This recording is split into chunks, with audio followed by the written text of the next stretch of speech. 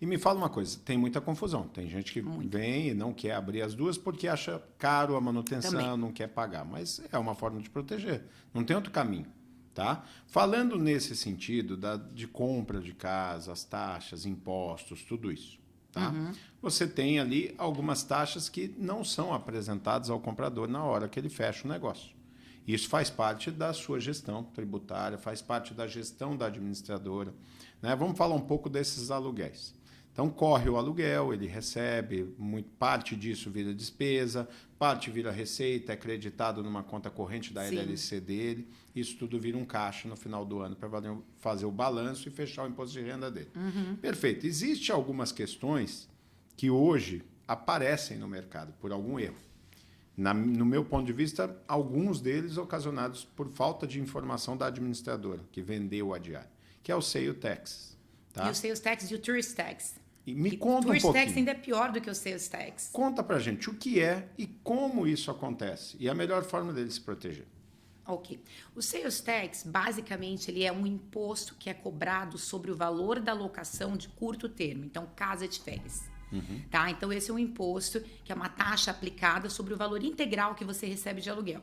Muitas vezes a administradora não informa o cliente. Mas quem que tem que recolher, administrador ou proprietário? Normalmente, quem recolhe, porque faz a administração do imóvel, é a administradora. Entendi. Então, a administradora tem um pool, tem vamos dizer assim, uma conta mãe, que ela coloca vários imóveis e empresas ou proprietários embaixo, e ela faz esse report. Como o Airbnb, por exemplo. O Airbnb, no início, eles não coletavam nenhum imposto, e ficou muito confuso porque os proprietários acreditavam que o Airbnb estava tomando conta de tudo. Hoje, o Airbnb, ele coleta, na maioria das vezes, state tax, e para alguns casos e condados, o tourist tax também. Só que é muito difícil para a pessoa identificar isso na conta. Então, quando o cliente chega para procurar uma solução, é porque ele já foi notificado pelo Estado que ele está delinquente com o tourist tax, por exemplo, 8 meses, 12 meses, 1 ano, e isso já tem que ser declarado já com um absurdo de penalidades e juros sobre isso. Nossa. Então, a administradora normalmente faz isso para o cliente, porque ela que tem a gestão, quanto entrou de aluguel, para que órgão eu vou pagar, e muitas vezes a pessoa nem sabe como fazer isso. Mas a administradora tem que deixar claro para o cliente, olha, eu faço o seu gerenciamento e não vou fazer isso, procure alguém para fazer.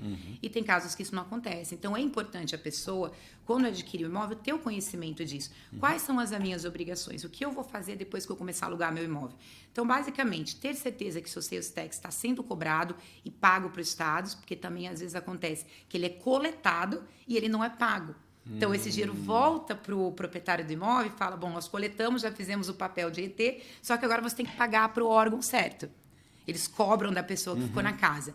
Então, tem que haver esse entendimento. E quando tem que ser pago? É uma vez ao mês, até o dia 20. Tem empresas que têm que pagar, dependendo do volume, quinzenalmente. Tem empresas que têm que pagar esse imposto adiantado. Então, são os dois impostos que estão diretamente associados à locação de imóvel, que, lembrando, quem paga não é o proprietário. Então, é a pessoa que vai estar usando o seu imóvel. É o hóspede. É o hóspede. Então, não é também uma despesa que a gente normalmente coloca num plano de planejamento tributário ou fiscal, porque não vai afetar.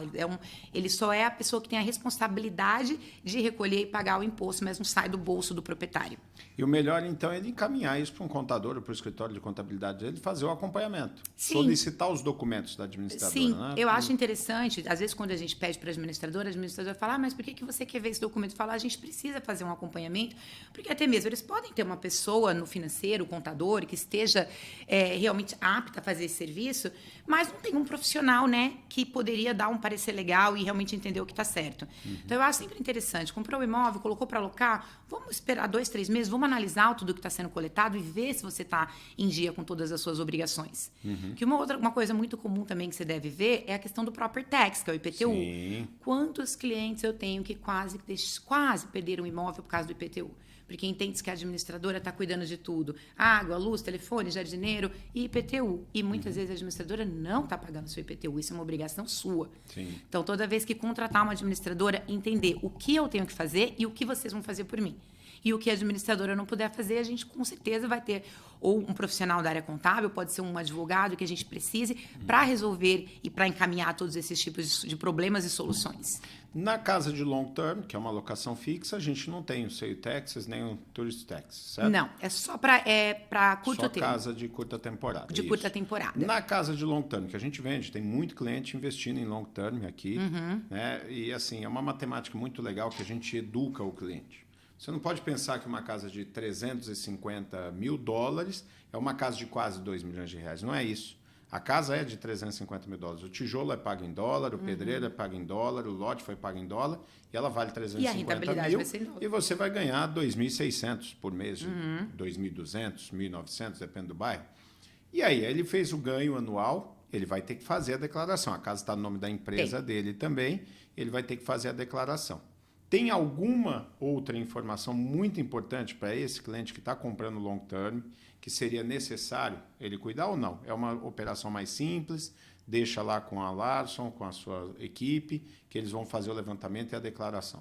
Eu acho que é sempre importante, da mesma coisa do short term, entender quais são as obrigações, mesmo no long term. Então, a gente sabe que a gente não tem os seus tax, não tem os tourist tax, mas a gente tem um imposto para pagar sobre essa locação.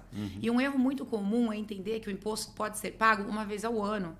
Não pode, o imposto tem que ser pago de acordo com o que você vai ganhando. Então, você tem um aluguel de long term, 3 meses, fechamos o trimestre, quanto você já deve de imposto sobre o aluguel? Se é que você deve. Porque uma grande vantagem, por um lado, mas lá na frente vai ter uma desvantagem, que nós temos aqui é a depreciação do imóvel.